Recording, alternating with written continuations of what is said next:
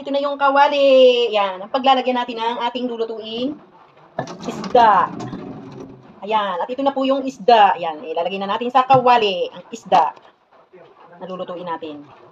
Ayan o. Isalansan muna natin ang isda na ating. Then, lalagyan na natin ng mga sangkap. Ayan. Lagyan na natin ng luya. Ayan guys, luya. Lagyan natin ng bawang. Ayan. Lagyan natin ng sibuyas.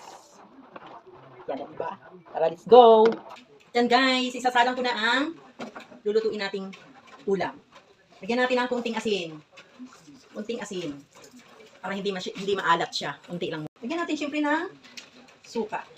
Para, ayan. Para masarap. Lagyan natin ng suka. Kasi pinaksim lang to.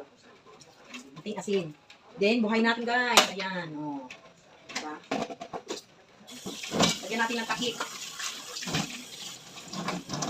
Takipan natin. Lagyan natin ng takip yan. Yan lang, simpleng lutong ulam. Parang naamoy ko na. Mabango. Bango talaga. Nagugutom ako guys. Gutom na yung aking tummy dito. At yan na! Naamoy ko na. Bango. Gutom na talaga ang tummy ko.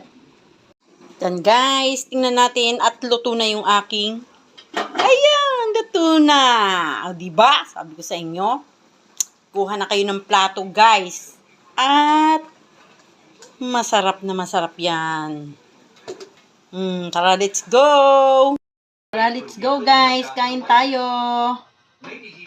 Ito na po yung aking niluto kanina na pinahirapan ako.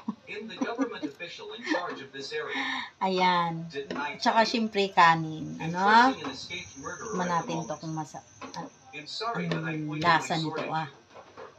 Mainit pa talaga siya.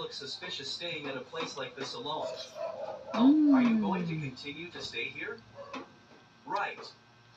It's pouring rain out there. Be careful, man. There's a chance that he might be here soon. Thank you guys. Here it is.